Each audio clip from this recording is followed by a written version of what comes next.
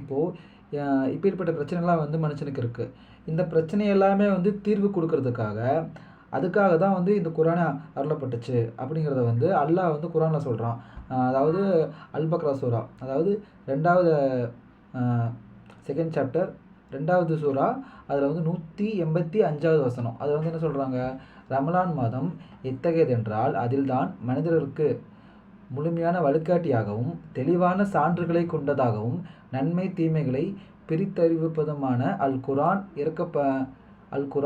இறக்கி அருளப்பெற்றது. அதுக்கப்புறம் மற்ற செய்திகள்லாம் வருது குரானில் வந்து யாரெல்லாம், அதாவது ரமலான் மாதம் யாரெல்லாம் நோன்பு வச்சுக்கணும் அப்படிலாம் இருக்குது. நமக்கு வந்து இந்த விஷயங்களே வந்து கொஞ்சம் தெளிவாக இருக்குது. இதிலே பார்த்தீங்கன்னா குரான் வந்து ஒரு ஒரு முழுமையான வழிகாட்டியாகவும் தெளிவான சான்றுகளாகவும் இருக்குது அப்படிங்கிறத வந்து அல்லாஹ் வந்து தெளிவாகவே சொல்லியிருக்கான். அப்படிப்பட்ட குரான் வந்து நம்ம கையில் இருக்கிறப்போ நமக்கு வந்து எந்த பிரச்சனை வந்தாலுமே குரான் அணுகணும். இப்போது அதுக்கு உதாரணமாக வந்து இன்னொரு வசனம் இருக்குது.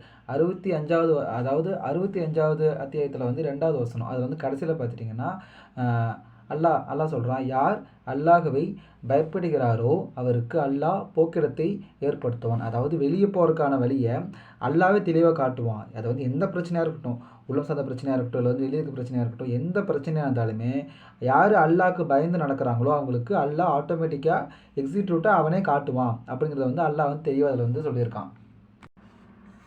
இப்படி இருக்கிறப்போ கண்டிப்பாக நமக்கு ஏற்படுற எல்லா விஷயங்களுக்குமே வந்து குரான் வந்து ஒரு தீர்வு வந்து நல்லாவே இருக்குது. அல்லாஹ் அது வந்து தெளிவாக சொல்லியிருக்கான். அதுக்கு உதாரணம் பார்த்தீங்கன்னு வச்சுக்கோங்களேன், கிட்டத்தட்ட பல இடங்களில் பல நபிமார்களை பற்றி பேசுகிறப்போ அல்லாஹ் ஒவ்வொருத்தங்களுக்கும் ஒவ்வொரு பிரச்சனை கொடுத்துருக்கான். அந்த ஒவ்வொரு பிரச்சனையிலையுமே அவங்களால வந்து ரொம்ப பெரிய துன்பம் வருது அப்படிங்கிறப்போ அவங்க வந்து ஒரே ஆள் நம்பியிருந்தாங்க. யார் நம்பியிருந்தாங்க? அல்லாஹ் மட்டும் தான் நம்பியிருந்தாங்க. அதுக்கு பார்த்தீங்கன்னு வச்சுக்கோங்களேன், இப்ராஹிம் இருக்காருங்களா, இப்ராஹிம் அலைஹிஸ்ஸலாம் வந்து அந்த அந்த அது நெருப்பை மேலே போகிறப்ப கூட கடைசி நிமிஷம் வரைக்குமே வந்து அல்லாஹ் மேலே பயங்கரமாக நம்பிக்கை வச்சுருந்தார். அல்லாஹ் வந்து வழி காமிச்சான். அப்புறம் யார், இன்னொருத்தவங்க பார்த்தீங்கன்னு வச்சுக்கோங்களேன், யூனுஸ் நபி. அதுக்கப்புறம் பார்த்தீங்கன்னு வச்சுக்கோங்களேன், யூசுஃப் நபி பார்த்தீங்கன்னு வச்சுக்கோங்களேன், அவங்க வந்து அவங்களோட சகோதரர்களாலே வந்து கிணத்துல தூக்கி போடப்பட்டாங்க. அதுக்கப்புறமா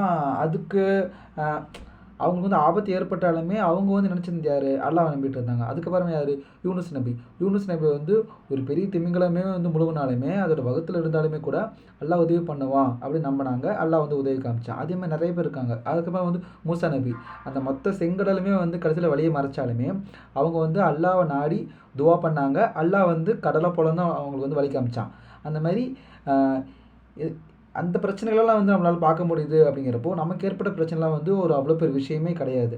இந்த மாதிரி எந்த பிரச்சனைகள் வந்தாலுமே நம்ம வந்து யாரை சார்ந்திருக்கணும் அப்படின்னா அல்லாஹ் மட்டும் சார்ந்திருக்கணும். அதுக்கான வழியை வந்து குரான் வந்து தெளிவாகவே சொல்லுது அப்படிங்கிறத வந்து நம்ம வந்து ஃபஸ்ட்டு புரிஞ்சுக்கணும்.